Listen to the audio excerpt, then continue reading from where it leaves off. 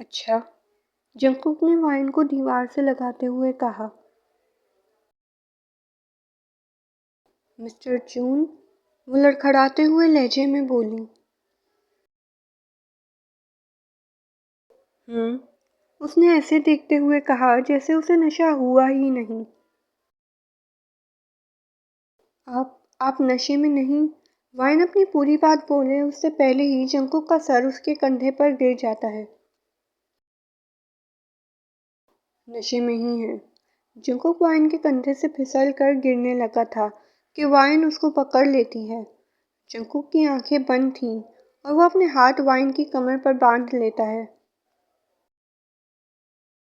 उफ, ये बंदा तो किसी दिन मेरी जान लेकर ही रहेगा। वो जंगकुक को सीधा करने की कोशिश करती है। वाइन बहुत मुश्किलों से जंगकुक को कमरे में लेकर आती है और बिस्तर पर लिटा देती है। वाइन जंगकुक को लिटा देती है और ना चाहते हुए भी उसके चेहरे को देखती रहती है। वाइन खुद को काबू करती है और अपनी नजरें जंगकुक पर से हटाकर वापस जाने लगती है कि रुक जाती है, क्योंकि जंगकुक उसका हाथ पकड़ा हुआ था। वाइन अपना हाथ जंगकुक की ग्रिप से निकालने की कोशिश करती है, लेकिन जंगकुक उसका हाथ पकड़कर उसे अपने और करीब कर लेता है। वाइन जंगकुक के ऊपर गिर गई थी। जंगकुक करवट बदलकर वाइन की तरफ होता है और अपना हाथ वाइन की कमर पर रख कर उसे अपने और करीब कर लेता है। वाइन की तो जैसे सांस ही अटक गई हो। जंगकुक नींद में था। वाइन खड़े होने की कोशिश करती है, लेकिन जंगकुक उसे और करीब कर लेता है। वाइन और जंगकुक के चेहरे अब एक दूसरे के बहुत करीब थे। वाइन की धड़कन तेज रफ्तार से दौड़ने लगी, चेहरे पर पसीने आने लगा। वाइन की नज़र जंगकुक के होठों पर पड़ती है। न जाने क्यों उसका दिल ललचाया कि वो एक बार उन्हें छू ले। वाइन जंगकुक की तरफ झुकती है। उसकी नज़रें जंगकुक के होठों पर थीं। वो उनके बहुत करीब थी, लेकिन अचानक वो हकीकत में वापस आई थी। वो फौरन जंगकुक का हाथ अपनी कमर से हटाती है और खड़ी हो जाती है। एक नज़र जंगकुक को देखती है और भागती हुई वहाँ से चली जाती है। वाइन के जाते ही जंगकुक के चेहरे पर मुस्कुराहट आ गई, लेकिन उसकी आंखें अब भी बंद थीं। क्या वो नाटक कर रहा था? Flashback and. आ, क्या सच में ऐसा किया मैंने? जी। वैसे आपने मुझे संभालने के अलावा कुछ नहीं किया। मैंने क्या करा? कुछ कुछ नहीं। वाइन उसे अपनी वो बात नहीं बताती जब वो उसके होठों के करीब जाने लगी थी। नहीं, मेरा मतलब है कि कुछ खास बात जो आप मुझे बताना भूल गई। वो अपनी एक आईब्रो उठाकर कहता है। नहीं, नहीं तो।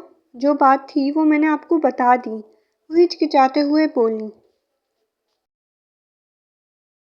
पक्का?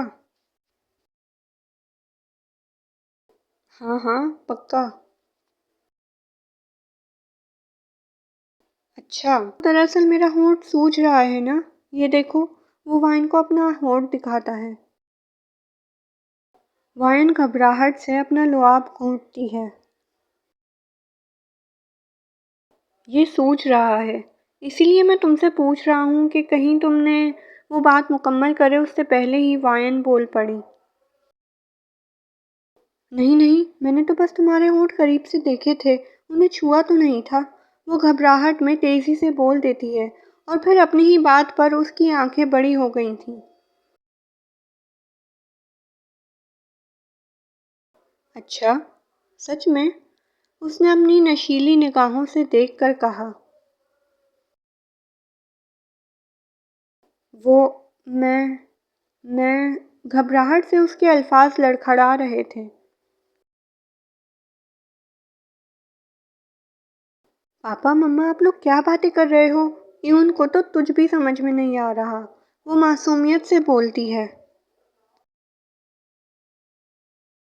बेटा, आप समझने की कोशिश भी ना करो, ये पापा मम्मा के दरमियान की बात है। क्यों मम्मा? मेरा मतलब है मिस वायन।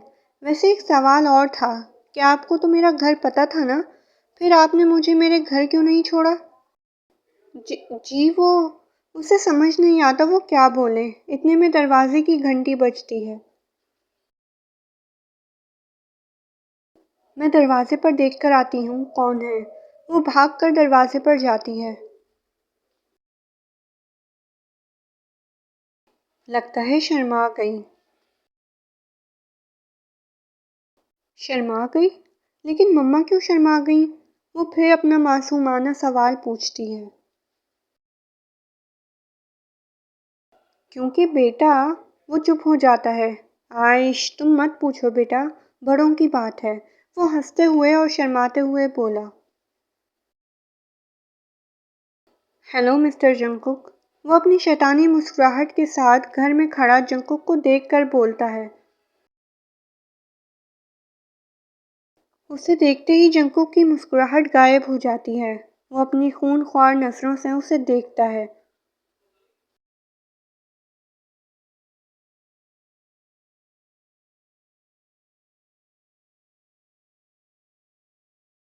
क्या हाल है? कैसा गुजरा दिन? वैसे मैं बहुत नाराज़ हूँ। कैसे खुदगर्ज लोग हो तुम लोग।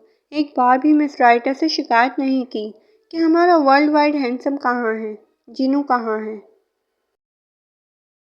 हमारे जीनू का एक भी सीन नहीं है। लेकिन नहीं, तुम लोग तो अभी बस तुतवायन ही कर रहे हो। बहुत अफसोस की बात है।